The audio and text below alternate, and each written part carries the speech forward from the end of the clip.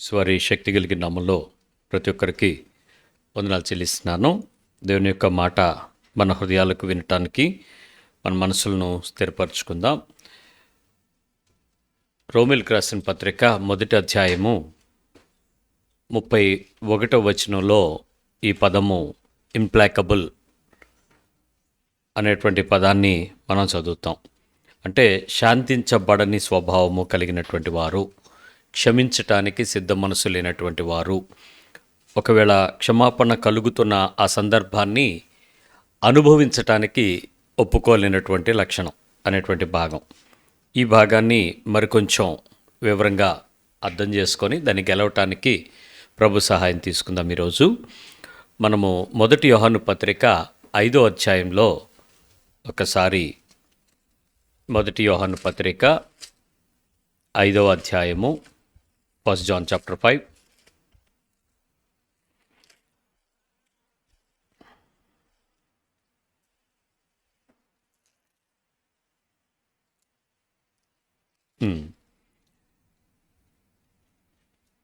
పదహారవ వచనం నుంచి చూద్దాం.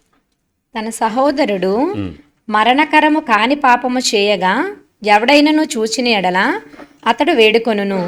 అతన్ని బట్టి దేవుడు మరణకరము కాని పాపము చేసిన వారికి జీవము దయచేయును. మరణకరమైన పాపము కలదు, అట్టి దాన్ని గూర్చి వేడుకొనవలనని నేను చెప్పుటలేదు. సకల దుర్నీతియు పాపము, అయితే మరణకరము కాని పాపము కలదు. ఇక్కడ ఈ రెండు పదాలని 16వ వచనం నుంచి 17వ వచనాన్ని మనం కొంచెం ఆలోచన చేస్తే, మరణకరము కాని పాపము చేయగా ఎవరైనాను దాన్ని చూసి ఏం చేస్తాడు? అడుగుతాడు, దేవుణ్ణి అడుగుతాడు, ప్రభువా అతడు చేస్తున్నటువంటి పని నువ్వు ఒప్పుకోగలిగింది కాదు, నువ్వు క్షమించలేనిది, నువ్వు సహాయం చేయి.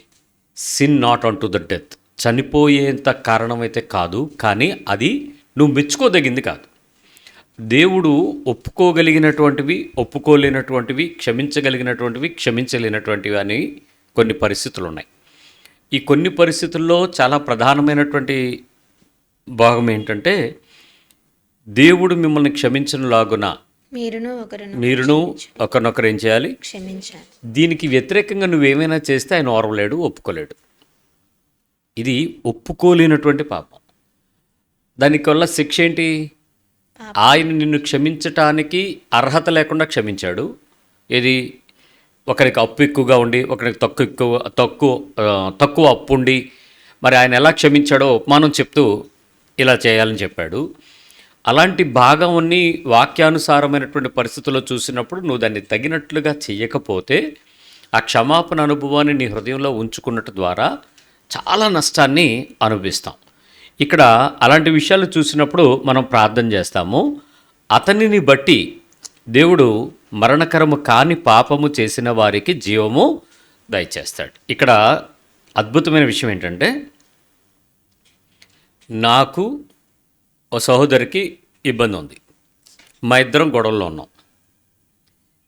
గొడవ అంటే ఆవిడ చేసింది నాకు నచ్చలేదు, నేను చేసింది ఆవిడకి నచ్చలేదు. అప్పుడు మా ఇద్దరికి మధ్యలో ఏమొస్తుంది? సమాధానమా, విభేదమా?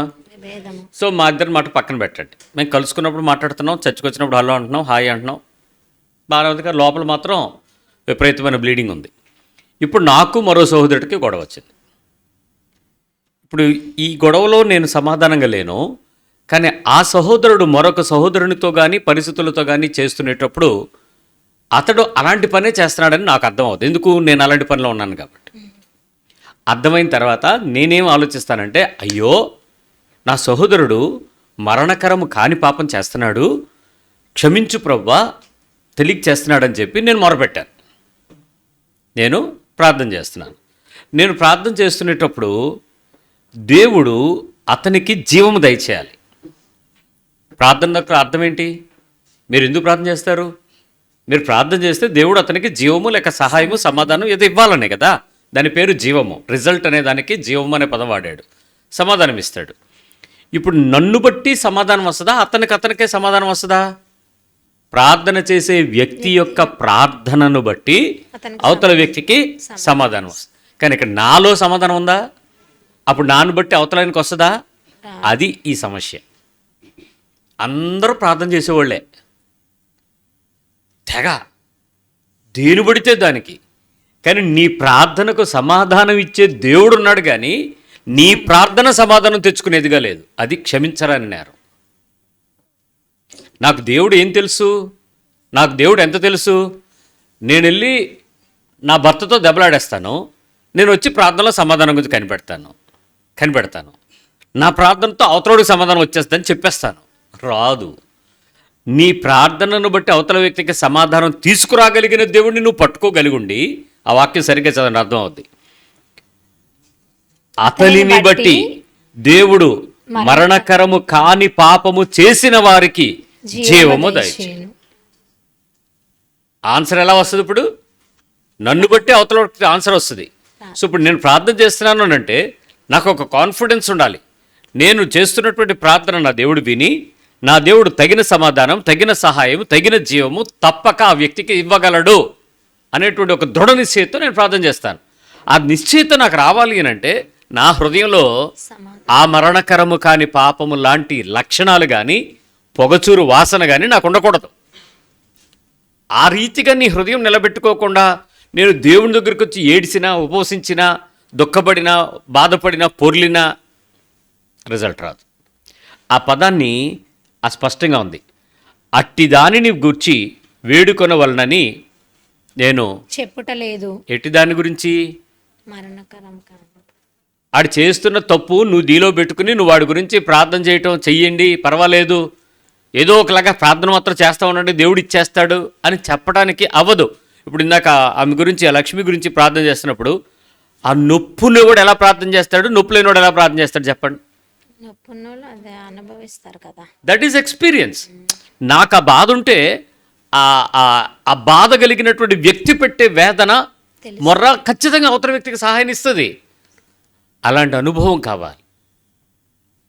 అలాంటి అనుభవానికి తగ్గ మాటలు కాదు కావాల్సింది దేవునికి. చాలామంది చక్కటి రెఫరెన్స్లు, కొటేషన్లు, మాటలు దేవుడికే చెప్తూ ఉంటాం సలహాలు. ఇది అవసరం లేదని చెప్తుంది, అది అక్కర్లేదు, అలాంటివి కాదు అని చెప్తూ సకల దుర్నీతియు పాపము. ఏంటి ఆ దుర్నీతి ఏంటి? అలాంటి పద్ధతి ఏంటి? ఎందుకు అలా మనం చేయాలని, చెయ్యకూడదని నిర్వచిస్తున్నటువంటి వాక్యాన్ని ఎందుకు పట్టుకోము? ఈరోజు ఆ ఇంప్లైకబుల్ యొక్క ఫైనల్గా ఆ విషయాలు ఎలాంటి పరిస్థితిని తెస్తాయో అనంటే, ఈ మరణకరము కాని పాపాన్ని చేస్తున్నటువంటి ఒక ప్రత్యేకమైన లక్షణం కూడా క్షమించనోలనితనం, సమాధానము తీసుకోలేనితనం, ఒప్పుకోలేనితనం. ఇప్పుడు ఈ లక్షణం ప్రత్యేకంగా వేదనకరమైనటువంటి సమాధానం లేని ఇబ్బందిని ఎందుకు తీసుకొస్తుందనంటే, ఈ పర్టిక్యులర్ లక్షణం ఇది క్షమాపణను ఒప్పుకోలేని, సమాధానాన్ని ఎదురు చూడలేని, సంబంధాన్ని పునరుద్ధరించుకోలేని ఈ ఈ ఈ లక్షణం ఉంది చూసారా, ఓర్వలేని, క్షమించనోలనితనము. ఈ బలహీనత ఒక్కసారి నువ్వు దాన్ని గెలవకపోతే అది రిపీట్ అవుతుంది. ఇది గుర్తుపెట్టుకోండి, ఇట్ రిపీట్స్. ఒక్క వ్యక్తి దగ్గర నేను ప్రారంభించి, ఇది నేను మళ్ళీ క్రైస్తవుడు కానోడికి నేను చెప్పట్లా, నువ్వు నిజమైన క్రీస్తు యొక్క రక్షణానుభవాన్ని, సిలువలో ఆయన నా కొరకు చనిపోయాడు నీకు తెలిస్తే, ఆ తెలిసిన అనుభవం కలిగిన వ్యక్తి ఈ బలహీనతలో నువ్వు కొనసాగడానికి దేవుడు ఎంతమాత్రం ఒప్పుకోడు. నీ ప్రార్థనకు సమాధానం రాగలగాలి అని అంటే నువ్వు ఆ విజయాన్ని పొందేవో లేదో చెక్ చేసుకోవాలి. ఇది నేను గనక చేయలేదనుకోండి, క్షమించనోళ్ళని తనము నాలో ఉందనుకోండి, నేను ఇంకా ఎవరిని క్షమించలేనంతగా నాకు అది రిపీట్గా దేవుడు అలౌ చేస్తాడు. చాలా రిపీట్ అవుతుంది, రికర్ అయిపోద్ది. ఇది ఆ విషయంలో ఒకే విషయంలో జరుగుద్దా అని అంటే కాదు. కానీ ఆ సందర్భంలో నీకు ఎవరితోనైనా, ఏ పరిస్థితుల్లోనైనా ఈ సమాధానాన్ని ఎదుర్కోవడానికి, తీసుకోవటానికి ఓర్వని, ఒప్పుకోని తనంతోనే ఒకరితో ఫైట్ అవుతూ ఉంటుంది. మీరు గమనించండి, నాకు తెలిసి క్రైస్తవులుగా నేర్చుకుంటున్న మీలో ఇది గెలిచే ఉంటారు, కానీ ఎక్కడ ఓడిపోతారో చెప్తాను. మీరు ఎవరైనా చూసారా, ఒక వ్యక్తి లేక ఇద్దరు వ్యక్తులు శత్రువులు అయి ఉంటారు. కానీ కొంతమంది వ్యక్తులు ఉంటారు, వాళ్ళకి అందరూ శత్రువులు అవుతారు. ఎందుకో చూసారా? మీరు గమనించారా? అలాంటి వాళ్ళు కొంతమంది ఉంటారు. వీళ్ళంటే ఎవరికీ పడదేంటరా అని మీకు అనిపిస్తుంది చూసారా? That is the problem, they are facing it. తిండి తింటారు, తిరుగుతారు, పెళ్ళి, పేరంటం, పబ్బం, వ్యవహారం అన్నింట్లో ఉంటారు. కానీ వాళ్ళంటే ఎవరికి పడదు. ఒక్కొక్క అపార్ట్మెంట్లో ఉంటారు ఆ క్యారెక్టర్లు. వాళ్ళంటే ఎవరికి పడనట్టు ఎందుకు అలా మారిపోతారు? నిజానికి అందరికీ వాళ్ళు పడరా, వీళ్ళు అందరికీ పడరా? అందరూ చెడు లక్షణాలేనా? ఈ ఒక్క వ్యక్తే కదా తేడా. ఆ వ్యక్తికి మిగిలిన వాళ్ళందరూ ఎందుకు తేడా అయ్యారు? ఎందుకు క్షమించలేకపోతుందామే? ఎందుకు వారిని భరించలేదు? ఎందుకు సహించలేదు? ఎందుకు ఓర్వలేదు? ఎందుకు పునరుద్ధరించుకోలేదు? అదే ప్రాబ్లం. ఎందుకంటే ఒక వ్యక్తితో వారికి ఈ ఈ లక్షణం, క్షమించనల్లని, సమాధాన పడడానికి ఓర్వలేనటువంటి మనసు వస్తుంది చూసారా? ఆ వ్యక్తికి రిపీట్ అయ్యే కొద్దీ ప్రతి వ్యక్తితో అదే ప్రాబ్లం వస్తుంది. మరి అది గెలిచినట్ట, ఓడిపోయినట్ట? కానీ ఆవిడ చెప్పేటప్పుడు మీరు కొద్ది నిమిషాలు కొత్త వాళ్ళు ఎవరన్నా వచ్చారనుకోండి, వాళ్ళకి వెరీ న్యూ. ఆవిడ మాట్లాడితే ఈ పడది. ఈవిడంటే 100 మందికి పడదు. ఈవిడొచ్చి కొత్తగా వచ్చిన ఆవిడతో మాట్లాడేటప్పుడు అవతల వాళ్ళకి ఎలా చెప్పు తెలుసా? ఆవిడ వీళ్ళందరూ ఇప్పుడు మంచి ఎవరు? ఒక్క వారం రోజుల తర్వాత చూడండి ఈవిడ చెడిపోద్ది. ఎందుకు ఈ వారం రోజుల వరకు ఆమె తల మంచితనాన్ని చూపించుకోవాలనుకుంటుంది? అదే దుర్నీతి అని. అంటే అది దుర్నీతి.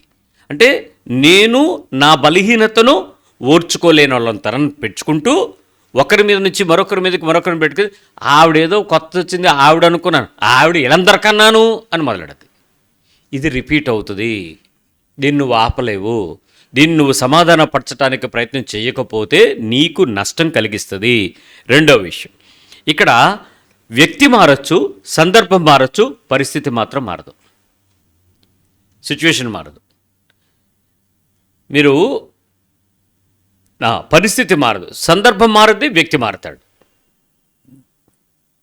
క్షమాపణ పొందించడానికి వాళ్ళకేమీ నేను ఇలా చెయ్యాలి అలా చేయాలనే ఎజెండా ఏముండదు. ఈ సమాధానం తీసుకోలేనటువంటి వ్యక్తులకు నేను ఇలా మారితే బాగుంటుంది అదేముండదు, ఎజెండా ఏముండదు. కానీ వాళ్ళకున్నది ఒకటే విషయం ఏంటంటే, ఏ వ్యక్తితోనూ కూడా కలుపుకోవటానికి కానీ, కలుసుకోవటానికి కానీ, ఓర్చుకోవటానికి కానీ, సహించి భరించి సంతోషించి ముందుకెళ్ళటానికి కానీ మనస్సు ఉండదు, మైండ్ రాదు. ఆ మనస్సులోనికి ఆ ఓర్వనితనంతో నింపుకుంటూ ఉంటారు. నిన్నేదో అయ్యింది, ఈరోజు మర్చిపోవచ్చు, రేపు ఆశగా ముందుకెళ్ళచ్చు. కానీ నిన్నట్లో ఈరోజు బతికితే ఏంటి? ఈరోజు నేను పోగొట్టుకుంటున్నాను కదా, ఈరోజు నేను అనుభవించలేకపోతున్నాను కదా. అలా ప్రతి సందర్భంలో దేవుడు ఈ ప్రపంచానికి ఒక కాలము అనేది మనుషుల చేత కనిపెట్టుకునే జ్ఞానానికి ఇచ్చాడు. కాలం గడిచిపోయిన గంట మళ్ళీ వస్తుందా? రాదు. గడిచిపోయిన దినం వస్తుందా? రాదు. గడిచిపోయిన జ్ఞాపకం కూడా మళ్ళీ రాదు. కానీ గడియకు, దినమునకు, జ్ఞాపకానికి మనిషి దాసుడు. బలహీనత పడతావు. విజయం ఏంటో తెలుసా? నీవు ఎదురు చూడని, నీవు ఆశించని, నువ్వు తయారు చేయని గడియ నీకు ఇస్తాడు. This is wonderful expectation. ఈ క్షణం నాది కాదు, కానీ రేపు ఒక క్షణం ఉంది, మరుసటి గంట ఒక గడి ఉంది, నాకు అది వస్తుంది. అది నేను తయారు చేసింది కాదు, నేను కోరుకున్నది కాదు, దేవుడు నాకు ఇవ్వబోతున్నాడు. ఆ ఇవ్వబోతున్న దానిని నేను అనుభవించలేకపోవడానికి కారణం, గతంలో నేను వ్యక్తిని, సందర్భాన్ని మార్చి పరిస్థితిని వేదనకరంగా మార్చుకోవటం. పరిస్థితుల్లో ఏవైనా నువ్వు అదే రిపీట్ చేయడానికి ప్రయత్నం చేస్తావు, దాని నుంచి నువ్వు గెలవలేవు. మూడోది, ఇలాంటి పరిస్థితుల్లో ఉండేటువంటి వ్యక్తులకు నేను చెప్పే చక్కటి సలహా ఏంటంటే, మీకు ఈ గొడవ వస్తుందని మనకెవ్వరికీ తెలియదు, వాళ్ళకి తెలుసుద్ది. మీరు కనిపెట్టగలరు. 6th సెన్స్ 7th సెన్స్ కాదు అది, అది నీ వీక్ సెన్స్. నువ్వు గొడవడానికి రెడీ అయిపోతావు కదా, దున్నేస్తుంటావు, రెడీ ఇప్పుడు నెక్స్ట్ దీని సంగతి తేల్చేద్దాం, ఇప్పుడు ఏదో అడిగేద్దాం. ఏమండి అడిగేస్తే ఏం అవ్వదండి, మీరు తేల్చేసినా ఏమైపోదు, నువ్వు బయటపడిపోవడం తప్ప ఏమీ అయిపోదు. కానీ దాని పేరేం చెప్పారు? కోపమా? కాదు, అదే బర్స్ట్ అయిపోవడం ఏమంటారు దాన్ని? ఆ అనుభవం ఉందే, అది చాలా ప్రత్యేకమైన అనుభవం. మీరు చేసినట్టు అవతలోడు చేయడు, కానీ మీరు వాళ్ళు చేసేంతవరకు ఊరుకోరు. కెలికి డాక్టర్ దగ్గరికి వెళ్తే పుండండి అని అంటే, ఆయన పెద్ద కత్తిరి తెస్తాడు. ఏమంటే చిన్న పుండే కదండి, పుండు చిన్నదే కానీ కోసాక లోపల ఉంటుంది దాని పస్సు. మీరు మీ గాయము పిండబడకపోతే, చలువ చెయ్యబడకపోతే, నూనె రాయకపోతే దాన్ని ఎలా బాగు చేయబడతావు? మీ గాయములు పిండబడాలి కదా. సో ఒక వైద్యుడిగా చేసే పని అది. అయితే నీ జీవితంలో కూడా అది ముందే తెలిసిపోద్ది, ముందే నీకు అర్థమైపోద్ది. కానీ నేను వాస్తవం చెప్పనా, నీకు పూర్తిగా అర్థం కాదు, అది అయ్యాకగానే అర్థం అవుతుంది. అయ్యేంత వరకు నీకు ఎలా ఉంటుందంటే క్లారిటీగా ఉన్నట్టు ఉంటుంది, but your mind is not clarity. Because నీకు రేపు తెలియదు, నెక్స్ట్ మూమెంట్ నీకు తెలియదు. కానీ తెలిసేంత వరకు ఏదో అవ్వాలి, ఏదో చెయ్యాలి అనేటువంటి పరిస్థితుల్లో ముందే తెలుస్తూ నీకు అర్థమవుతున్నట్టుగా ఉంటూ అర్థం కాని సందర్భాన్ని ఫేస్ చేస్తాం. ఇది చాలా దుష్టత్వపు క్రియ. క్షమించాలని తెలుస్తుంది, సహించాలని తెలుస్తుంది, ఓర్చుకోవాలని తెలుస్తుంది, భరించాలని తెలుస్తుంది, విడిచిపెట్టాలని తెలుస్తుంది, చేయకూడదని తెలుస్తుంది, అనకూడదని తెలుస్తుంది, వెళ్ళకూడదని తెలుస్తుంది. దీని అంతటినీ నేను ఒప్పేసుకుందామని అనిపిస్తుంది. కానీ ఆ అర్థమవుతున్నా ముందే తెలుస్తున్నటువంటి పరిస్థితులు నువ్వు పూర్తిగా ఒప్పుకోలేకపోవటం అనేది ప్రతి మనస్సులోనూ ఉండేటువంటి పెద్ద యుద్ధం, ఒప్పుకోలేనితనం. ఇక్కడ ఒకసారి నా వైపు చూసి చెప్పండి, ఇలాంటి లక్షణం మీకు తెలుసా తెలీదా? ఉందా అని నేను అడగట్లా, తెలుసా తెలీదా? ప్రాబ్లం ఏంటో తెలుసా? అల్టిమేట్గా డెరివేషన్ చెప్తున్నాను, ఒప్పుకోలేనితనం ప్రాబ్లం అన్నాను అనుకో, అలా కుదరదు, అలా కాదు. ఎందుకు ఎలా కాదు? అది ఒప్పుకోలేవు నువ్వు, అంతే. రైట్. 4వ సందర్భం ఏంటంటే, ఇలాంటి ఒప్పుకోలేనితనం కలిగినటువంటి ప్రతి పరిస్థితిలో ప్రతి వ్యక్తికి కూడా ఈ లక్షణం, చెడ్డతనం ఏంటంటే సడన్గా వస్తుంది నీ ముందుకి. ప్లాన్డ్గా పరిస్థితి నువ్వు చాలా సడన్ అపియరెన్స్ ఉంటుంది. ఆ క్షణము నువ్వు ఆ గోతులో పడతావు అంతే. నువ్వు దాన్ని నేను గెంతుదాము, దాని నుంచి పక్కకి వెళ్దాము నీకు అనిపించదు. సడన్గా వచ్చేటువంటి పరిస్థితి ఇది. నువ్వు ఊహించని స్థితి కాబట్టి, నువ్వు ఎదురు చూడని స్థితి కాబట్టి, స్థాయి కాబట్టి తప్పకుండా ప్రమాదకరమైనటువంటి హెచ్చరిక నీ ముందు ఉంటుంది. ఇది ఇంకో విధంగా చెప్పాలంటే, నీ లోపల ఆ క్షమించటానికి సిద్ధ మనసు లేని, ఓర్వలేని ఆ తనము ప్రతి సందర్భంలో కూడా తుల్లిపోతూ ఉంటుంది, బయటపడిపోతూ ఉంటుంది. అందుకు సడన్గా నీ ముందుకు వచ్చి నిన్ను బయటికి తీసుకొస్తుంది. దీనివల్ల అద్భుతమైన నీకు సహాయం ఏంటో తెలుసా? ఎవ్వడు నీకు హెల్ప్ చేయడు, నువ్వు ఎప్పుడు ఒంటరివే. ఏ హెల్ప్ నీ దగ్గరికి రాదు, ఇంక్లూడింగ్ ద హోలీ స్పిరిట్. పరిశుద్ధాత్మ దేవుడు కూడా నీలోనే ఉండిపోయి నీకు సహాయం చేయటానికి నీవు సిద్ధ మనసు లేకపోవడాన్ని బట్టి, ఒప్పుకోలేకపోవడాన్ని బట్టి నీ ద్వారా పనిచేయటానికి అవకాశం తీసుకోడు. That's a problem. ఒంటరితనం అయిపోతాం. ఈ ఒంటరితనంలో నీకు సేఫ్టీ కూడా కనపడద్ది. నీవు ఎవరితోనే ఉంటే నీకు సహాయం దొరికేస్తుందేమోనని ఎవరికి సహాయం చేయడానికి అవకాశం ఇవ్వకపోవడం వల్ల లోన్లీగా మీరు ఏదైనా గొడవ వచ్చినప్పుడు, ఏదైనా ఇబ్బంది వచ్చినప్పుడు, ఏదైనా సమస్య తల్లినప్పుడు, సహజంగా ఇబ్బంది అంటే కరెంటు పోతే కరెంటుతో గొడవడరు కదా, మీరు గ్యాస్ అయిపోతే బండ మీద వెళ్ళి కుదరరు కదా. ప్రాబ్లం ఎవరికి వస్తుంది? నీకు మరొక వ్యక్తితో, మనిషితోనే ఉంటుంది. ప్రపంచంలో ఒక మనిషికి ఉండేటువంటి సమస్య ఏ జంతువుకు ఉండదు. పోరాడదు ఏ జంతువు, మనం మాత్రం పోరాడతాం. ఇంట్లోని కారాడతాం, పోరాడతాం. ఆ జంతు లక్షణాలన్నీ మన మనిషే చేస్తాం. సో ఇప్పుడు ఆ పోరాడేటువంటి ప్రతి పరిస్థితిలో మీకు చూడండి, ఆ క్షణం మీకు ఎవరిని చూసినా మీకు మనసు ప్రశాంతంగా ఉండదు, కోపం వస్తుంటుంది. అప్పుడు మీరు ఏమవుతారు? వెళ్ళి తలుపేసేస్తారు, లేకపోతే సపరేట్ అయిపోతారు, పక్కకి వెళ్ళిపోతారు, ఇంకేదో చూస్తాను. ఏ పనైనా చేయండి, ఆ ఒంటరితనం మిమ్మల్ని లోపల ఏం చేస్తుంటుంది? చిరాకు పెట్టేస్తుందా లేదా? ఒంటరిగా ఉండమంటుందా? పని వెళ్ళి జనంలో కలిసిపో, గొడవ తల్లారిపోతే వెళ్ళి వాళ్ళతో కూర్చో మాట్లాడు అని అనిపిస్తుందా? ఏమనిపిస్తుంది? ఎవరన్నా కెలుగుతుంటే ఆ టైంలో నోర్మి, నన్ను వదిలే, దూరంగా వెళ్ళు, దగ్గర రాకు. ఎందుకు? ఆ లోపల ఆ క్షమించని వాళ్ళని తనము నిన్ను ఆ రీతిగా ఒంటరి అయిపోవడానికి ప్రయత్నం చేస్తుంది. విచిత్రం ఏంటంటే ఎవరి సహాయాన్ని తీసుకొనివ్వదు, రిజెక్ట్ చేస్తుంది. కాదమ్మా ఏమైందంటే లే మొహం చూపించగలే. అదేంటి ఏమైందని అడిగితే మొహం చూపించదంట. గొడవ నీకు వచ్చిన అడిగిన వ్యక్తికా? కాదు, ఇంకెవరో వ్యక్తితో గొడవ. కానీ ఇక్కడ నీకు ఎవరు సహాయం తీసుకోవడానికి నీ మనసు అంగీకరించకుండా నిన్ను త్వరపెడుతుంది. మరొక విషయం ఏంటంటే, ఆ పర్టిక్యులర్ పరిస్థితుల్లో ఈ మాట జాగ్రత్త అర్థం చేసుకోండి. ఈ క్షమించనొల్లని సమాధానాన్ని ఒప్పుకోని వారవని ఈ తనము ఎంత ప్రమాదకరమో చెప్తాను వినండి. నీ ఆలోచన, నీ అనుభవం, నీ మనస్సాక్షి కలిసి పనిచేస్తాయి ఆ టైంలో. కానీ పనిచేయాల్సింది ఎవరో తెలుసా? పరిశుద్ధాత్మ దేవుడు. కానీ ఎవరు పనిచేస్తారు?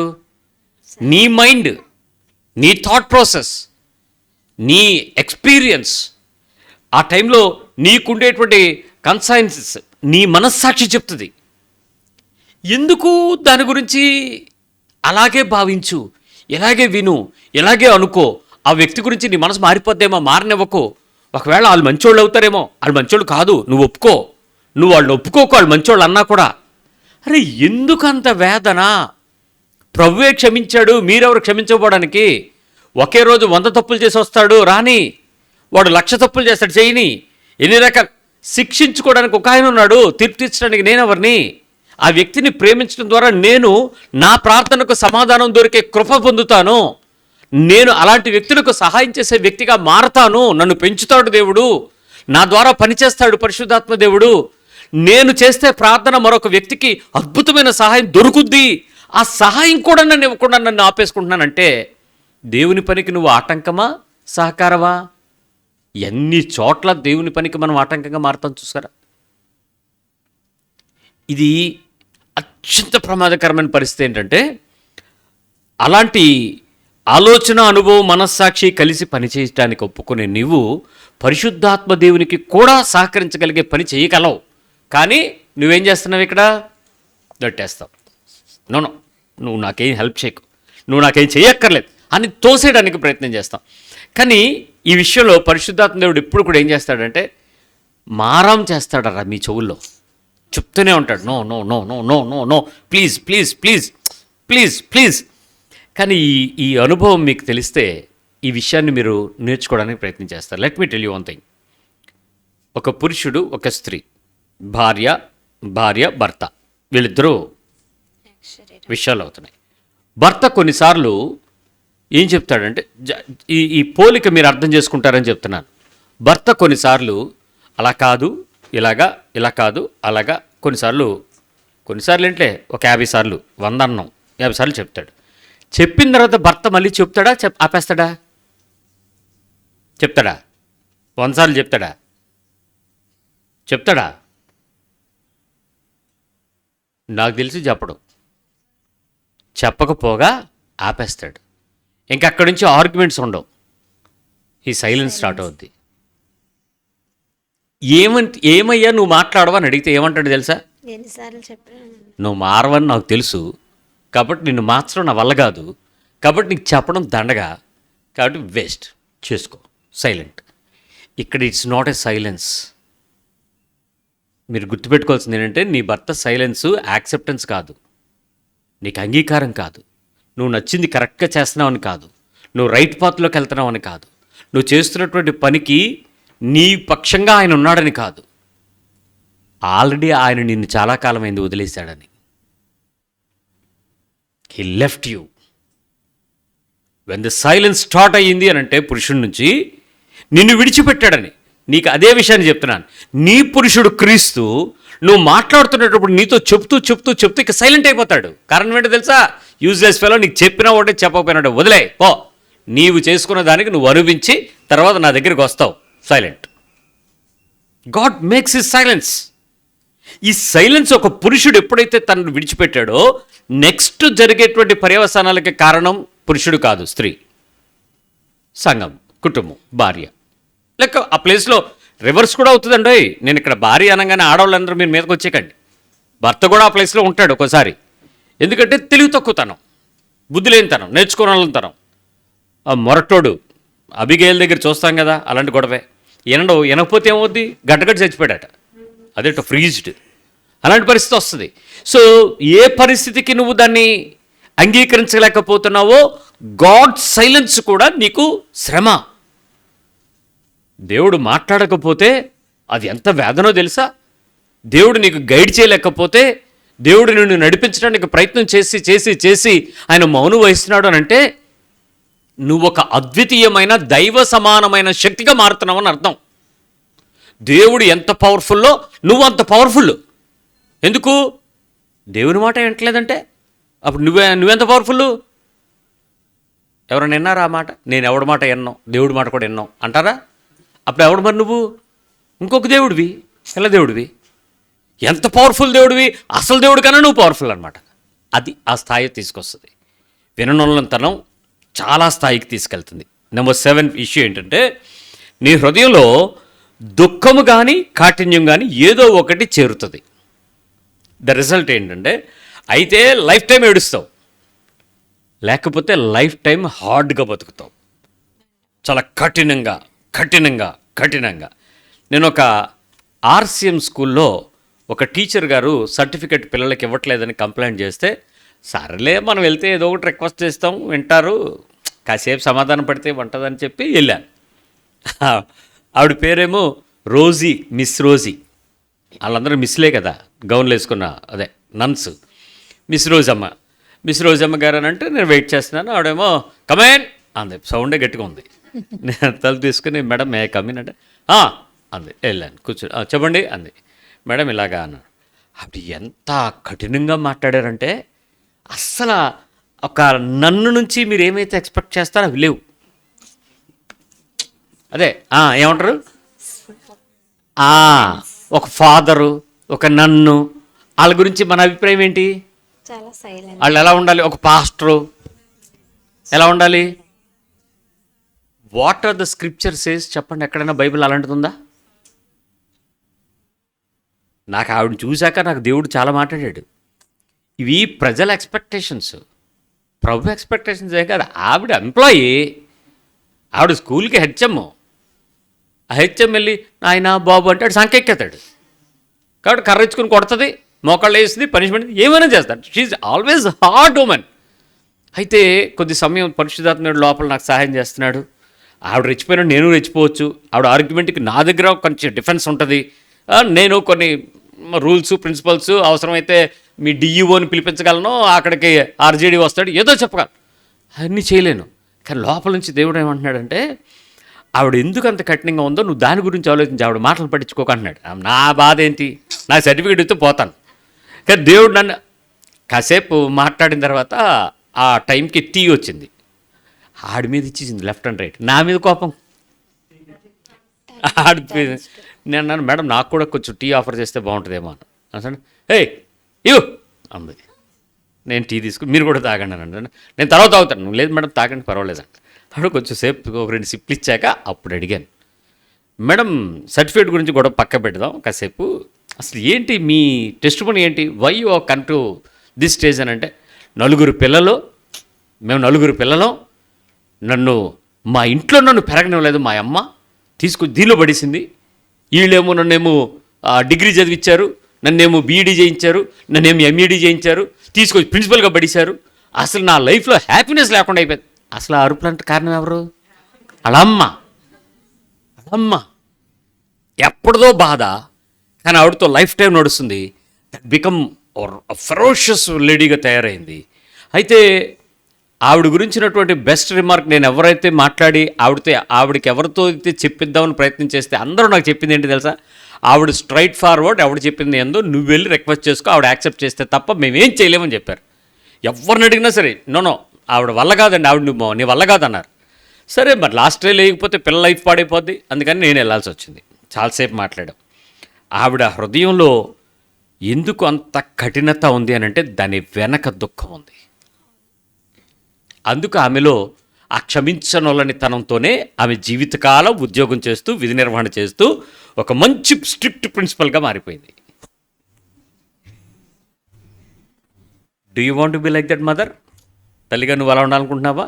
మంచి స్ట్రిక్ట్ ప్రిన్సిపల్గా ఉండాలనుకుంటున్నావా? ఓ తండ్రిగా నువ్వు మంచి స్ట్రిక్ట్ ప్రిన్సిపల్గా ఉండాలనుకుంటున్నావు నీ ఇంటికి?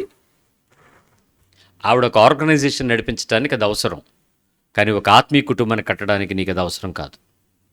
నువ్వు అలా చేయటానికి దేవుడు అంగీకరించడు.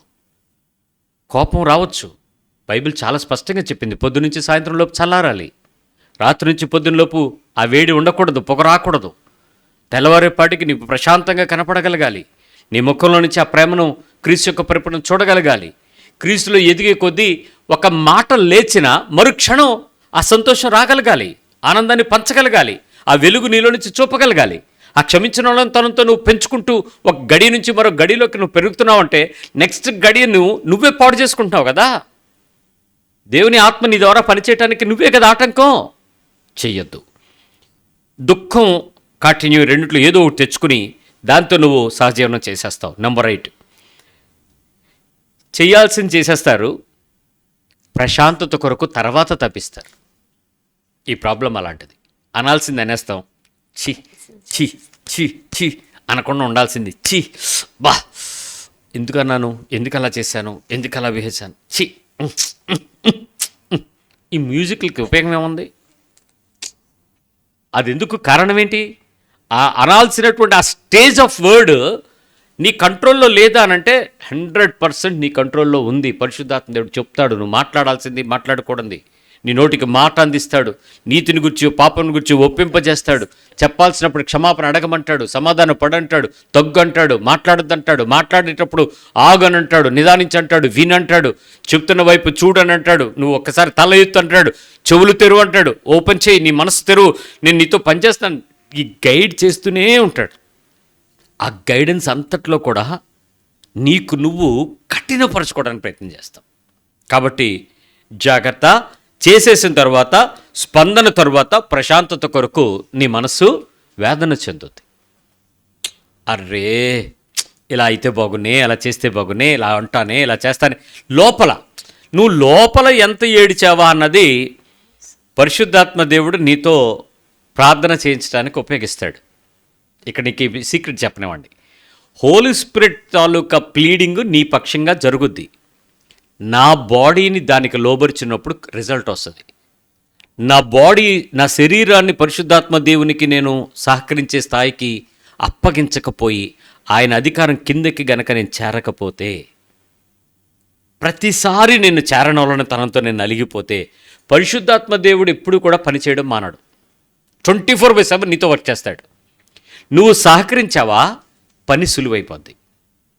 పరిస్థితులు కంట్రోల్లోకి వస్తాయి, వ్యక్తులు కంట్రోల్లోకి వస్తాయి, శత్రువు నీకు అన్నం పెడతాడు, రాజులు నీకు దాదులవుతారు, ప్రపంచం నీ కాళ్ళ కింద నిలబడద్ది. నువ్వేం చేయబోతావో అది సఫలమవుతుంది. ఎప్పుడు? Surrender to the Holy Spirit. నువ్వు లోబడనోళ్ళని తనంతో, ఆ సహకారాన్ని అందించలేక, క్షమాపణను ఇవ్వలేక, ఓర్వలేని తనంతో, ఒప్పుకోలేని తనంతో, సమాధానాన్ని చొప్పించుకోవటానికి ఇష్టపడని తనంతో నువ్వు ఎప్పుడైతే ఆ కఠినతను తీసుకుని వెళ్తావో, ఆ తదుపరి పరిస్థితులన్నిటిలో కూడా పరిశుద్ధాత్మ దేవుని యొక్క ప్రయత్నానికి నువ్వు చేసే ప్రతి వ్యతిరేకత కూడా తరాలకు నేను శాపం అనే పదం వాడకూడదు కాబట్టి తరాలకు అది నొప్పిని అనిపించేలా తీసుకెళ్తావు. ఇప్పుడు మీకు అర్థమవుద్ది డైవర్స్ అంటే అర్థం ఏంటో అదే. ఎందుకు దేవుడు దాన్ని వ్యతిరేకిస్తాడో చూడు. ఒక్క మనిషిని నేను విభేదించి విడిపోతున్నాను అని అంటే నేను పరిశుద్ధాత్మ దేవుని ద్వారా దేవునికి వ్యతిరేకంగా విడిపోతున్నాను. Simple issue. పడలేదు విడిపోతున్నాం, పడలేదు కలిసి ఉండట్లేదు, పడలేదు సమాధాన పడలేదు, పడలేదు ఓవరవలేకపోతున్నాం, పడలేదు. ఏంటి పడలేదు? ఎందుకు పడదు? నువ్వు సహకరించలేదు. ఇక్కడ ఎవరి తప్పు? విడిపోవటానికి పడే ఆ ప్రయాస ఎవరిదైతే వాళ్ళది తప్పు. ఇద్దరూ అయ్యారనుకోండి, ఇద్దరిది తప్పే. ఇక్కడ స్టోరీ ఆఫ్ మెరిట్స్ సిచ్యువేషన్ని బట్టి, పర్సన్ని బట్టి, వాళ్ళు చెప్పే పద్ధతులను బట్టి, జడ్జిమెంట్ను బట్టి తీర్పు న్యాయాధికారికి ఏది మంచిది అనిపిస్తే అది ఇవ్వచ్చు. బట్ నీ మనస్సాక్షికి దేవునికి కదా కావాల్సింది. కాబట్టి అక్కడ ఆ సపరేషన్కి వెళ్లకుండా ఉండడం అనేది దేవుడు ఎప్పుడు చెక్ చేస్తాడు. చూసుకోండి. దీనివల్ల వచ్చే గొప్ప లాభం ఏంటో తెలుసా? నువ్వు అసలు ప్రార్థనే చెయ్యు.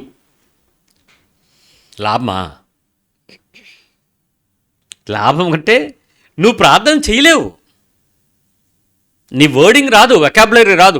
మా అయితే ఏడుస్తావు, కొద్ది నిమిషాలు ఏడవగలవు. అది కూడా ధారాళమైన ఇష్టానుసారమైన దుఃఖం కాదు. ఆ ఏడుపు కూడా ఏంటంటే ఓ 2-3 నిమిషం చుక్కలు వస్తున్న తర్వాత ఆడికోసం నేను ఏడిచేది, దానికోసం నేను ఎందుకు ఆడవాలి, ఎల గురించి నేను ఎందుకు ఆడవాలని తప్పన ఆగిపోయి మొక్క నుండా నవ్వు తెచ్చుకుని జబర్దస్త్ తీసేస్తావు. ఎందుకు ఏడవపోతే ఏం మిగిలింది? నవ్వాలంటే ఏం చేయాలి? ఎకిలి యాషాలు అది నవ్వించుకుంటాం. ఆ జబర్దస్త్ పట్టుకుని ఎత్తురుత్తి పొందుతుంటాం. ఏడుపు రాదు. వాతవేయబడిన మనస్సాక్షికి, వారి మనస్సాక్షికి చేదైన వేరు మలవడం అంటే అదే.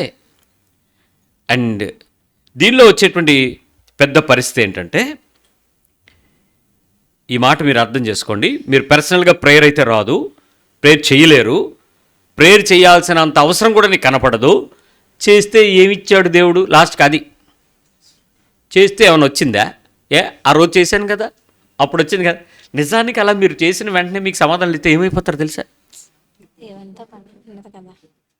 మీరు ఏది అడిగితే అది వెంటనే టపక్కన ఆమె నన్ను ఇచ్చాడు అనుకోండి, ఏమైపోతారు అసలు మీరు? నేను మీకు సింపుల్ ఎగ్జాంపుల్ చెప్తాను. రాళ్లను రొట్టెలుగా చేసుకోమని అడిగినప్పుడు యేసుప్రభు ఏం చేశాడో ఆ పని మీరు చేయగలరా? సహనం చేయగలరా? ఒప్పుకోగలరా? అందుకు ఆయన ఆ ప్రార్థనకు సమాధానం ఇచ్చాడు అక్కడ.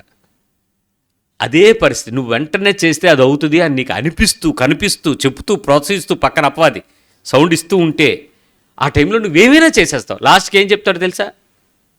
Same rejection, same acceptance. మొదటి ఆదాము దగ్గరికి వచ్చి తింటే ఏమవ్వదో, కడపడ ఆదాము దగ్గరికి వచ్చి తిని చూడు ఏం కావాలంటే అది అవుతుంది. ఈయనేం చేశాడు? మొదటి ఆదాము కడపడ ఆదాము ఏం చేశాడు? కడపడ ఆదాము సెడ్ నో, మొదటి ఆదాము ఏం చేశాడు? ఎస్. నువ్వేం చేస్తావు చెప్పు? ఇవే ఆదాము అయితే ఇద్దరిని కలిపేస్తావు, కలిపేసి ముందు తిని తర్వాత కక్కేద్దామంటావు. అది ఎలాగవుద్ది?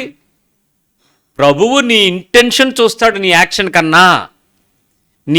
నేను ఈరోజు ఒక పదం విసురుతున్నానంటే ఆ పదానికి వెనక నా మోటివేషన్ ఏంటి, నా హార్ట్ ఏంటి, దానికి డైలాగ్ నేను ప్రిపేర్ చేసుకున్న టైం ఏంటి, ఆ టైంకి నా పరిస్థితుల మధ్యలో మనుషుల మీద నాకున్న ద్వేషం ఏంటి, ఆ సందర్భం మీద నేను మాట్లాడుతునేటప్పుడు ఎంత కఠినతను తెచ్చుకోవాలని ప్రయత్నం చేస్తున్నానో అంత చిక్కబడిన, అరగదీసిన, పదునైన ఆ మంచి గులకరాయి తెస్తాను. దావీదు ఒక్కరాయితో ఎందుకు కొట్టగలిగాడు? మనం కూడా ఒక మాటతో కొట్టగలం పెద్ద గొలియాతుని. ఆ మాట నీ నోట్లో ఏమవుతుంటుంది? షేప్ చేసుకుని చక్కగా తగులుతుంది. జాగ్రత్త సుమి. ఇప్పుడు ఈ మాట మీరు అర్థం చేసుకోండి. ఆఖరిగా నీ పర్సనల్ ప్రేయర్ ఆగిన తర్వాత నీకు వచ్చేటువంటి ఆ లోపల నుంచి వచ్చేటువంటి ఒక కండిషన్ ఏంటంటే, నీ మీద నీకు కోపాన్ని తెప్పిస్తాయి. సెల్ఫ్ హార్మింగ్ అంటాం దాన్ని. నీకు నువ్వు బాధపడిపోతావు, బాగా కోపం వచ్చేస్తుంది నీ మీద నీకే. ఇక్కడ నిందించుకుంటారు కొంతమంది బలహీనులు, పరిస్థితిని, మనుషుల్ని, ఆ కొన్నిసార్లు పాస్టర్ని, దేవుణ్ణి, అన్నిటినీ నిందించేసుకుంటూ ఉంటారు. కానీ విచిత్రం ఏంటి తెలుసా? ఆ నిందించుకునే మీరు ఎవరైనా ఉన్నారా? అసలు ఎప్పుడైనా మీరు అలాంటి పరిస్థితులు నిందించుకున్నారా? ఎవరో ఒకరిని, నా రాత, నా దరిద్రం, నా కర్మ, నిన్ను కన్నాక, నిన్ను చేసుకున్నాక, ఇంట్లోకి వచ్చాక, అక్కడికి వెళ్ళాక, ఇది విన్నాక, చూశాక, చెందాక, ఎక్కడో చోటు వచ్చిందా లేదా? ఆ నొప్పి వచ్చిందా లేదా? మీరు చెప్పండి. మీరు ఎస్ అంటే నేను మీకు మంచి ఆన్సర్ ఇస్తాను. నిజంగా రాకపోతే మీరు హోలీయే, డౌటే లేదు. రేపు ఎల్లుండో ప్రభు వస్తాడు, మీరు వెళ్ళిపోతారు. వచ్చిందా ఆ ప్రాబ్లం? మీకు వచ్చిందా? వస్తే దాని అర్థం ఏంటో తెలుసా? ఆ నొప్పి మీకు వచ్చి మిమ్మల్ని మీరు నిందించుకుంటున్నారు. అర్థం ఏంటో తెలుసా? నా బలం సరిపోవట్లేదు దేవా, హెల్ప్ చేయని అర్థం. ఆ ప్రాబ్లం మీ శరీరం మొరపెట్టడం అంటే అది. మీ శరీరం విడుదల పొందే శక్తి మీకు లేదు కదా. ఆత్మ నుంచి విడిపోతే సావు, విడిపోదు. సోల్ బాడీ నుంచి సపరేట్ అయితే చచ్చిపోతారు. చచ్చిపోయిన శవం మేము మాట్లాడదేటి, మాటలు రావు, ఆగిపోతుంది. కానీ బాడీ సౌండ్ ఇస్తుందంటే అర్థం ఏంటి? లైఫ్ ఉంది. ఆ లైఫ్ యొక్క పెయిన్ ఫీలింగ్ ఏంటంటే, లార్డ్ నాకు ఓవర్కమ్ చేయడానికి సరిపోట్ల, నన్ను నిందించుకోవడం తప్ప నేనేం చేయలేను. నా దరిద్రం అని నేను మాట్లాడటం యొక్క ఉద్దేశం ఏంటంటే, నాకు నీ బలం కావాలి. పరిశుద్ధాత్మ దేవుడు చెప్తున్నటువంటి మాట నేను తోసేస్తున్నా. నా శరీరాన్ని నేను గెలిపించుకోలేకపోతున్నా.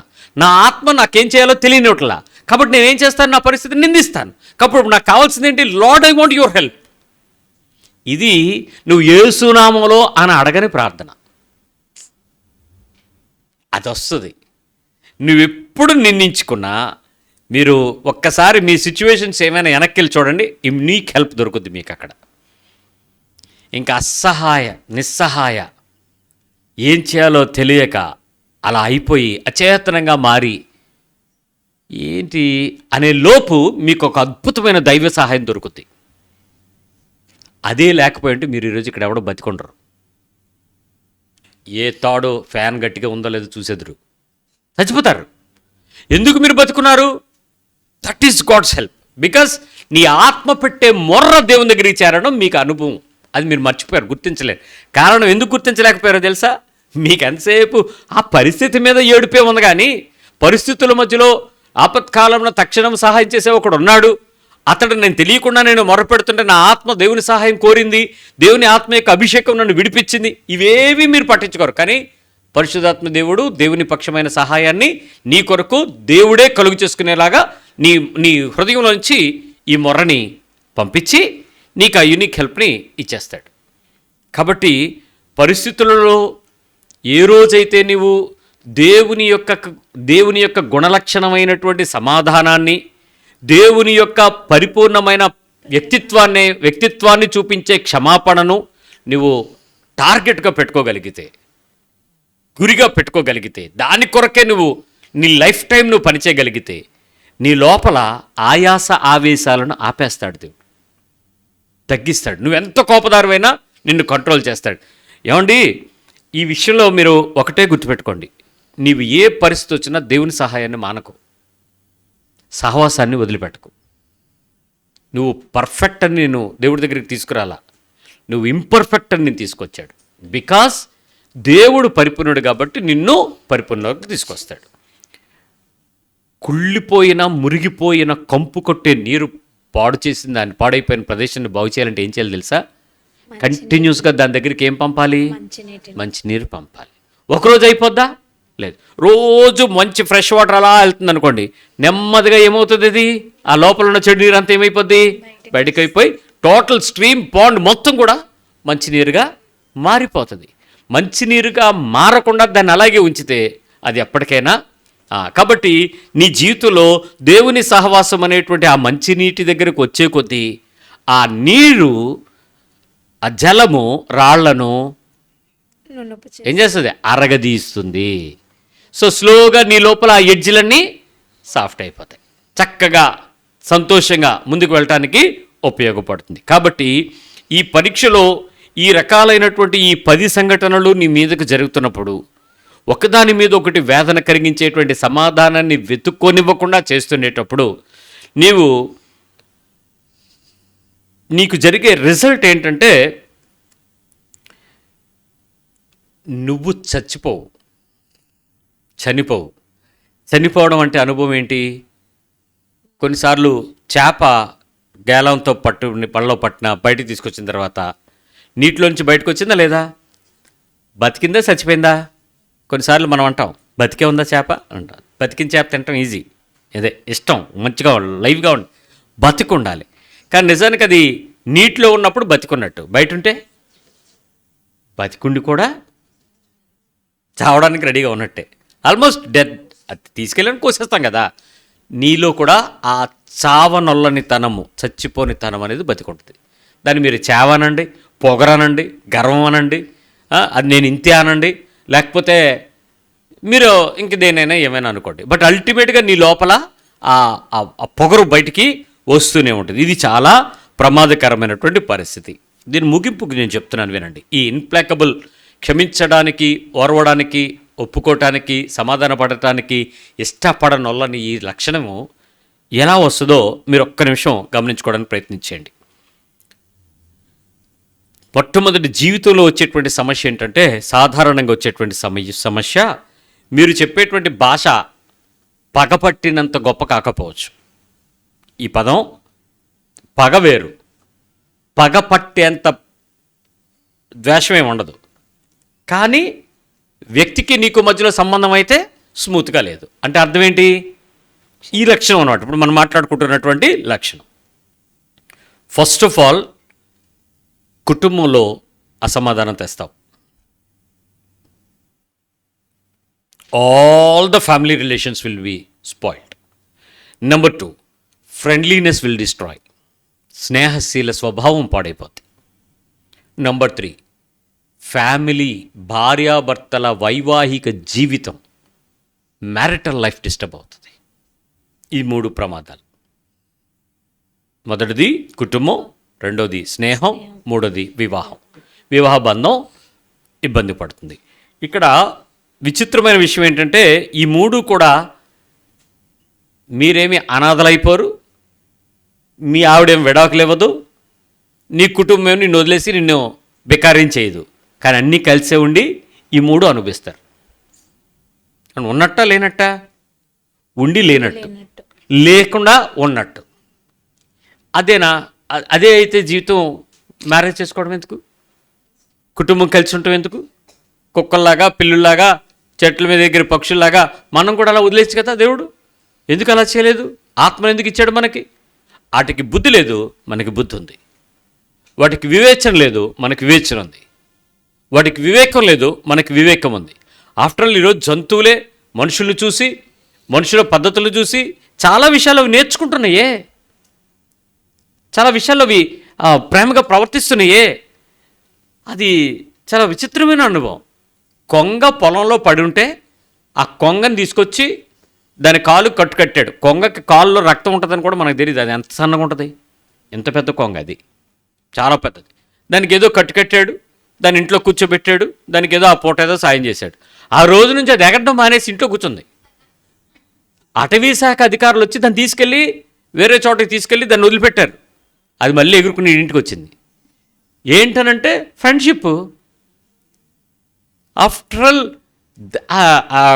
ఆ కొంగని మీరు దగ్గరగా వెళ్ళి చూస్తే దాని బుర్ర ఎంత ఉంటుంది, మొత్తం బొచ్చంతా తీసేతే దానిలో మెదడు ఎంత ఉంటుంది, నీదెంత ఉంది? దానికి తెలిసింది మనకు తెలియలేదంటే ఒక పక్షికి ఒక మనిషితో స్నేహమా, ఒక జంతువు మనతో స్నేహమా? మచ్చిక చేసుకునేటువంటి పద్ధతిని బట్టి అవి ప్రకృతి మానవ సంబంధమైన సహజత్వపు ప్రేమకు బానిసలు అవుతున్నాయి కదా. మరి మనిషి ఎందుకు బానిస అవ్వట్లేదు ఆత్మపక్షంగా? ఇది మనం ఆలోచించుకుంటూ ఆ స్థాయికి ఎదగగలగాలి. నెంబర్ 2, ఇలాంటి మనస్తత్వం కలిగినటువంటి స్వభావంతో ఉండేటువంటి సాధారణ సమస్య ఏంటంటే చిన్న అపార్థం పెద్ద వాదనగా మారిపోద్ది. చిన్న అపార్థం పెద్ద వాదన. అల్టిమేట్ రిజల్ట్ ఏంటి? రూపాంతరం. ఆ రూపాంతరం ఏంటంటే రాజీ పడ్డానికి ఒప్పుకోదు. అది కాదమ్మా అనంటే ఏది కాదు, నాకు తెలుసు, నువ్వు ఎందుకన్నావు నీకు తెలిస్తే మరి గొడవ ఏముంది, తెలిసింది కదా, ఊరుకో, ఒప్పేసుకో. నేను ఊరుకోపోతే ఏమో ఎవరికి నొప్పి, నీకే నొప్పి. ఎట్ ద సేమ్ టైం రాజీ పడ్డానికి ఒప్పుకోదు. 3వ పరిస్థితి ఏంటంటే నీ లోపల కోపము, అసహనము, బాధ పెరిగి శాంతి తగ్గిపోద్ది, అశాంతి వచ్చేస్తుంది. ఇది మనస్సులో వచ్చేటువంటి భారం, మైండ్కి వచ్చే భారం. ఇది పెరుగుతుండే కొద్దీ నీవు ఎవరిని కూడా క్షమించలేవు. చూసుకో, ఎవ్వరు చెప్పినా వినడానికి ఇష్టం అవ్వదు, మనసు ఒప్పుకోదు. మనసు అంటే మనసులోనే ఆ పరిస్థితి. దీని వలన వచ్చేటువంటి బలహీనత ఏంటి? సాధారణ జీవితంలో నిర్ణయాలు కఠినంగా మారిపోతాయి. Decisions become very hard and harsh. ఇతరుల మాటలు వినకపోవడం వల్ల నీ జీవితంలో సలహాలు పోతాయి, సవరణ కోల్పోతుంది, సహకారం కోల్పోతారు. సలహా, సవరణ, సహకారం అంటే రికన్సిలేషన్, తిరిగి మార్చుకోవటానికి మానసికంగా సంసిద్ధత లేకపోవటం వల్ల దాన్ని సవరించుకోవటానికి, మార్చుకుని కొంచెం ఏమైనా మార్పులు చేర్పులు చేసుకోవటానికి కూడా యాక్సెప్ట్ అవ్వకుండా అది తిరగబడేలాగా చేస్తూ ఉంటుంది. నిన్న బ్రదర్ వచ్చి చాకు సువార్త చెప్తూ ఉంటే అతను వచ్చి నా పక్కన నిలబడి చాలా ఆసక్తిగా అన్నాడు. మనకు జనరల్గా కొంచెం ఆత్మ బాగా పనిచేస్తుంది. మనం సువార్త చెప్తున్నప్పుడు పక్కనోడు ఆసక్తిగా అంటే ఈ ఆత్మను కూడా దేవుడి చేతనాడు రాత్రి నాకు అనుకుని ఎక్కువ ఇటువైపు అటెన్షన్ ఇస్తాం కదా.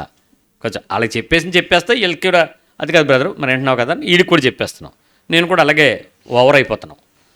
10 నిమిషాల తర్వాత భగవద్గీత చదివామన్నాడు. ఇప్పుడు ఆడి దేనికి వచ్చాడు? ఇప్పుడు నన్ను కౌంటర్ చేయడానికి వచ్చాడు. మనకేం మీరు ఈనేస్తున్నాడు అని ఆడు ఎంతసేపు విన్న దానిలో, నేననే దానిలో లూప్ హోల్స్ ఎదుగుతున్నాడు. మనం కూడా అంతే. సవరించుకోవడానికి ఇష్టపడక వాళ్ళు ఏమన్నా మాట్లాడితే వాళ్ళు దానిలో తప్పులు తీసుకుని ఇందాక అన్నావు కదా ఎందుకు అన్నావు అయిపోయింది, కిలికేసుకుంటాం. జాగ్రత్త. ఆధ్యాత్మికమైన దూరం ఏంటంటే క్షమ లేకపోవటం, దయ లేకపోవడం వల్ల దైవ స్వభావంలో నుంచి మనం పడిపోతాం. పేతురు వెనక్కి వచ్చి ప్రభుని అడిగాడు, యూదా వెనక్కి రాక గొడ్డ పీలికల్ని అడిగాడు. నడిమికి బద్దలై పేగులు బయటకు వచ్చి చచ్చాడు. పేతురు సంఘాన్ని కాసే మొదటి కాపరగా 3,000 మందిని ప్రభు దగ్గరికి తెచ్చాడు. ఏంటి తేడా? సవరణకి ఇష్టం లేకపోవటం, క్షమాపణ అడగలేకపోవటం, ప్రభు దగ్గరికి వచ్చి ఒప్పుకోలేకపోవటం, ప్రభువా నాకు సహాయం చేయని చెప్పలేకపోవటం, అరే నేను ఎందుకు ఇలా చేయాల్సి వచ్చిందని ఆలోచించలేకపోవడం. తప్పు చేసిన దానికి ఆధ్యాత్మికంగా నువ్వు దూరం అయిపోవటానికి, బలహీనతలోనికి వచ్చేస్తావు. ఇది డైలీ ఎగ్జాంపుల్ ఒకటి చెప్తాను వినండి. మీలో ఎప్పుడైనా ఇలాంటి స్వభావం కలిగి ఉంటే, రెగ్యులర్ లైఫ్లో ఈ ప్రాబ్లంతో మీరు సఫర్ అవుతుంటే, దీని నుంచి బయటికి రావడానికి నేను మీకు ఇచ్చే అద్భుతమైన సహాయం దేవుని కృపను బట్టి. మొట్టమొదటిది, నేను మర్చిపోలేను అనే పదం అనకండి. అనండి ఒకసారి. నేను మర్చిపోలేకపోతున్నాను, నేను మర్చిపోను, లేదా నేను మర్చిపోలేను. నిజం చెప్పండి, మర్చిపోలేరా? నేను అడుగుతాను, బైబిల్లో కొన్ని రెఫరెన్స్లు చెప్తారా? మీకు అసలు గుర్తే లేదు, చదవలేదా? ఎందుకు చదవలేదు? నేను ఎన్నిసార్లు చెప్పలేదు? మీరు ఎన్నిసార్లు రాయలేదు పుస్తకంలో? మీరు మర్చిపోయారా లేదా? అలాగే ఇది కూడా మర్చిపోగలరు, అయితే మర్చిపోగలరు అనమాట. మరి ఎందుకు మర్చిపోరు? అదే ప్రమాదం. మర్చిపోలేను అనే పదంతో నిన్ను నువ్వు ఎంకరేజ్ చేసుకోకు, ప్రోత్సహించుకోవద్దు. మర్చిపోలేను అనే పదం తప్పు.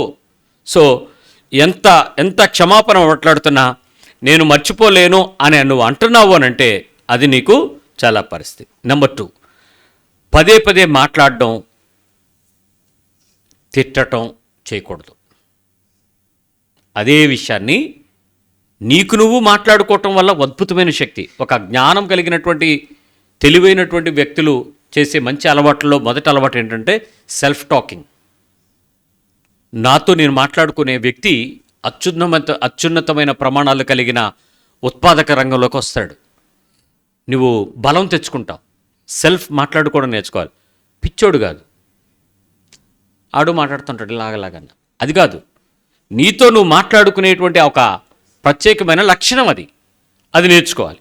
అయితే ఆ ప్రత్యేకంగా నీతో నువ్వు మాట్లాడుకోవడం వేరు, దాని గురించి మాట్లాడడం వేరు. ఇది అది ఉంది కదా ఒక సందర్భం. ఎంతసేపు దాని గురించి మాట్లాడడం, అట్ ద సేమ్ టైం దాని గురించి కూడా మనం తిట్టడం.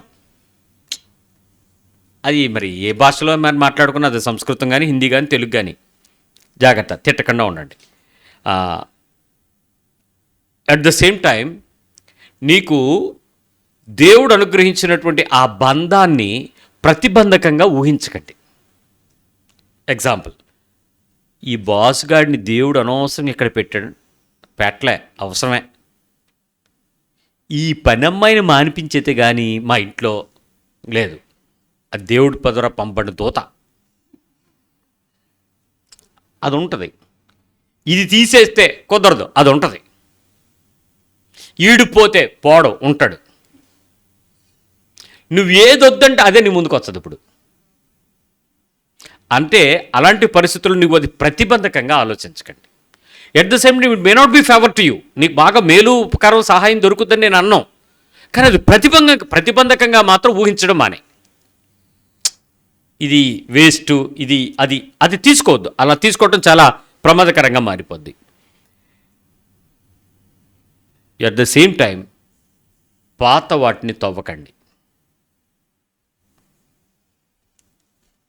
గతాన్ని తవ్వకండి, పాత విషయాన్ని తీసుకొచ్చి ఇప్పుడు రేపకండి.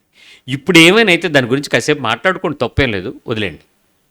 రేపుడికి పట్టుకెళ్ళకండి, అలాగే నిన్నటి తీయకండి, కుళ్ళిపోయి ఉంటుంది ఆల్రెడీ. పాతది ఎప్పుడు పాతదే కదా, అన్ని పాతవి మంచివి కావు. జాగ్రత్త.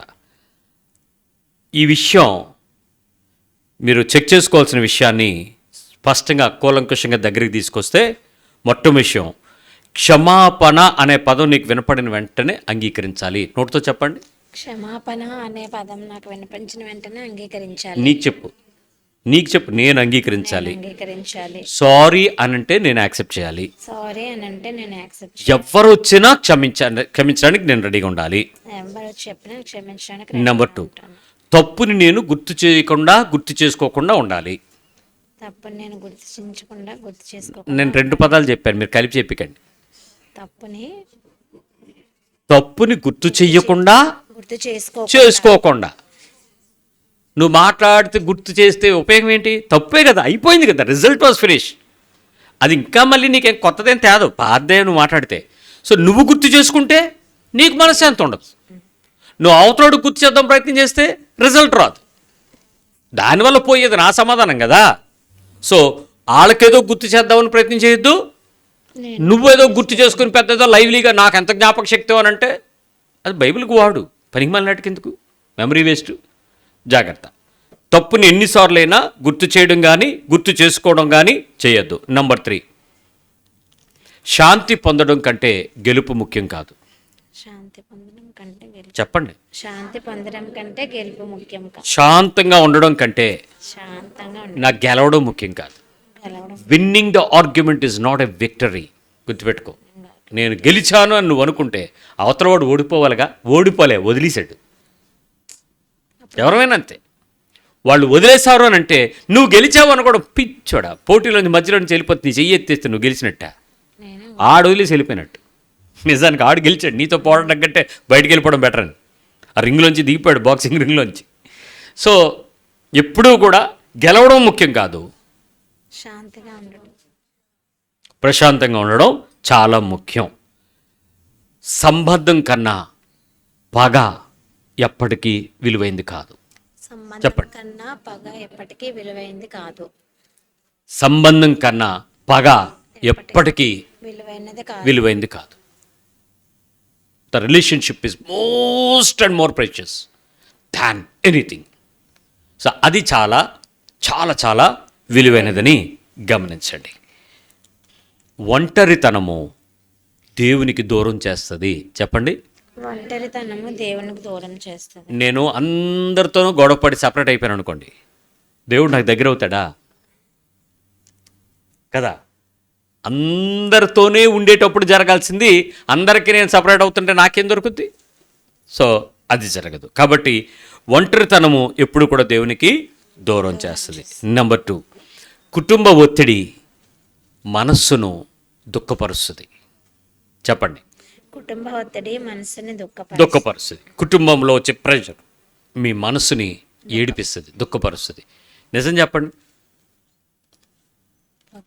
రాహుల్ గాంధీకి అంటే ఎవరు? రాహుల్ గాంధీకి రిపబ్లిక్ డే మన ఆగస్టు 15వ తారీఖుని ఆయన ఫ్లాగ్ హోస్టింగ్కి రాలేదంట. కారణం ఏంటి అని అంటే 5వ వరుసలో సీట్ ఇచ్చారట. ఇప్పుడు అది సమస్య కాదా మనకి? రాహుల్ గాంధీ నీకు సమస్య కాదు. మీ ఇంట్లో చిన్న గొడవ అయితే ఏంటి పరిస్థితి?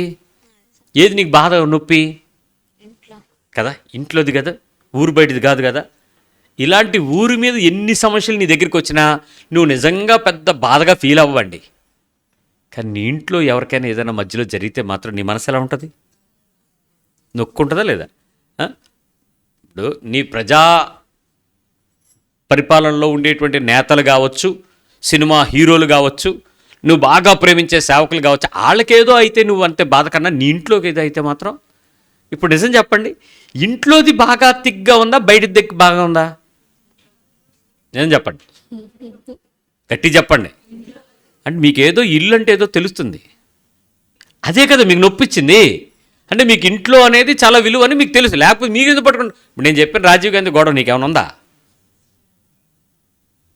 కాక్రోచ్ పిల్లలందరినీ కొట్టారు, మిమ్మల్ని మీకేమైనా అయ్యిందా? ఏం కాలే. కానీ నీ ఇంట్లోకి ఏమైనా అయితే మాత్రం నీకు ఏంటో ఆ రోజంతా తిన్నట్టు ఉండదు, పడుకున్నా నిద్ర రాదు, ఎక్కడికైనా వెళ్దామన్నా మనసు ఉండదు, మాట్లాడడానికి మాటలు రావు, ఏంటో జరుగుతుంది. అంటే ఏదో విలువైన దాని నువ్వు ఉన్నావు, పోగొట్టుకుంటేనే కదా మనకి ఆ దుఃఖం అనేది వస్తుంది. సో అందుకని కుటుంబ ఒత్తిడి నీ మనసును కలవరపరుస్తుంది, జాగ్రత్తగా దాచుకో.